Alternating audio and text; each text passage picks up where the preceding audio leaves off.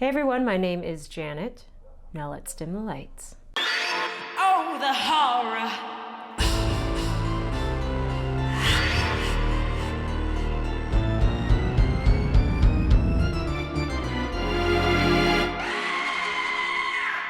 Hey guys, welcome back to my channel where we talk about all things spooky, uninviting, and downright horrific.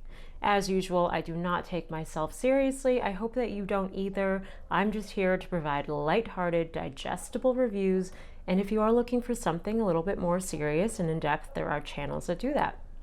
I'm just not one of them. First, I want to apologize for all of the crazy noises going on around me. Of course, as soon as I pick up my camera, all the fire engines decide to come out, all the dogs start barking on my street. It's just chaotic. Jesus Christ. And also, if you couldn't tell, I am currently speaking with a lisp.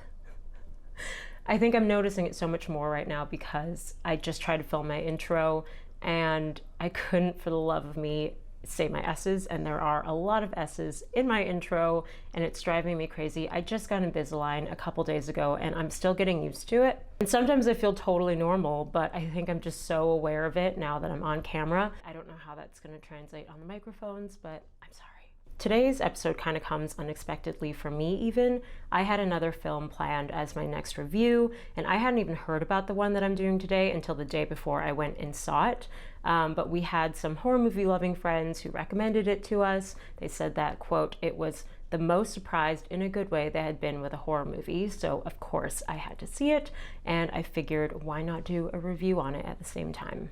Okay, I just couldn't do it. I had to take them out. I couldn't do it. It was driving me crazy. Obviously, my interest was piqued after that recommendation. The movie that I'm reviewing for you guys today is Cobweb, which is a 2023 horror thriller featuring Lizzie Kaplan and some otherwise unknown actors. This film is directed by Samuel Bowden and is actually his first directorial feature debut, but I thought it was almost more interesting that the co-producers for the film were none other than Seth Rogen and Evan Goldberg, who is his frequent collaborator. Kind of an odd choice.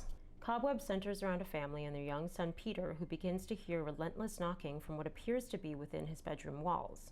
His parents insist that the sounds are no more than his imagination at play, and soon Peter begins to suspect that his parents may be harboring a sinister secret. Not really that surprised that I didn't know about this film prior to it coming out. I know that I'm still pretty behind on new horror releases, and also it came out on July 21st, which is Barbenheimer Day. Terrible decision. Of course it got massively eclipsed. As I had already seen both movies on opening weekend, I was pretty excited to get back to the theater again to see a spooky movie this time, and I think it's actually been the most that I've been to the movie theaters probably since college. I think I've been there 4 times in the past 6 days, which is a lot even for me.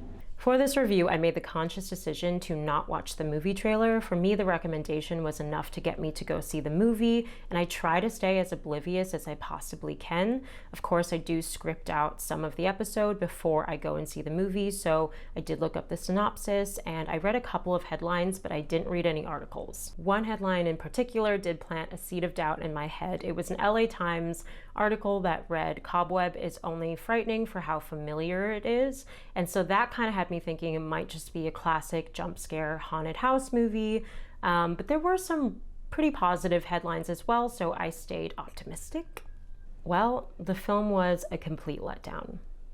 I will start with the pros before I jump into the cons. One pro is that it very much felt like a Halloween movie, and it got me super excited for fall.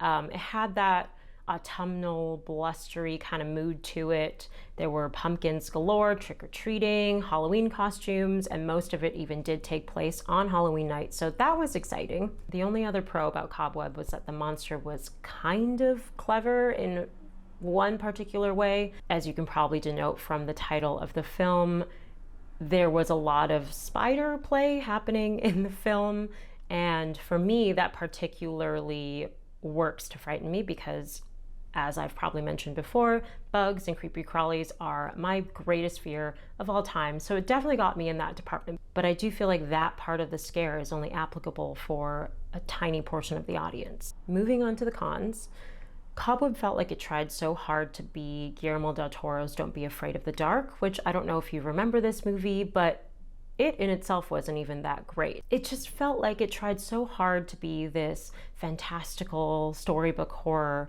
without the budget or the writers to pull it off, because if Guillermo del Toro can't even do it, I highly doubt that someone directing their first movie ever was gonna be able to do that. This movie also felt very predictable. It did the thing where it set up who you're meant to believe are the villains from the very beginning, but because it's so obvious and linear, you know that something else is going to happen. So therefore, the twist then becomes formulaic, and there's only so many other options for who could become the villain. So about, I don't know, a quarter of the way in, I felt like I already knew what was going to happen. However, it didn't exactly play out the way that I was expecting it to. It was almost worse, because by the end of the film, you realize who the real villain is, but then also the people that you thought were the villains weren't so great themselves. So at the end of the day, everyone kind of just got what they deserved. And at that point, I feel like everything that happens in the film feels less horrific and kind of just karmatic. Now let's talk about the acting. I was so excited when I saw Lizzie Kaplan on the bill, but I was completely disappointed by her performance. Oh my God, the overacting. I truly thought, because it was so hammy and so OTT, and I'm not trying to be disrespectful in any way here, but I genuinely thought that it was going to lead to some kind of reveal where she had a trauma-based speech impediment or some kind of condition.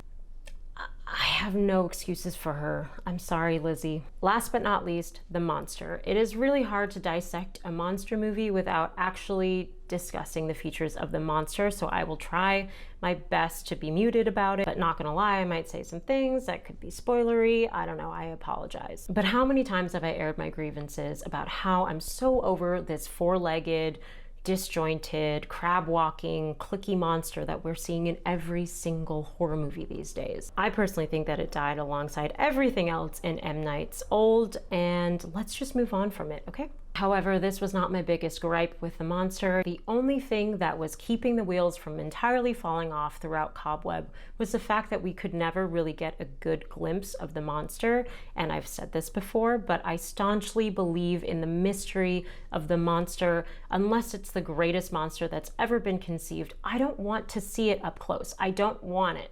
Okay, well, this review was even more ruthless than I was intending it to be. I don't think that Cobweb was that bad of a movie. I think I just had such high expectations for it, and really I just have a bone to pick with my friend who recommended it to me. Overall, I'm giving it a 3 out of 10. There were very few, if any, good jump scares. The monster was a complete mess, and the acting was just not acting.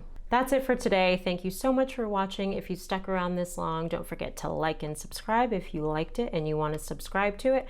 And actually, I think I'm going to be back next week with another review, fingers crossed. I'm going to go see the movie this weekend.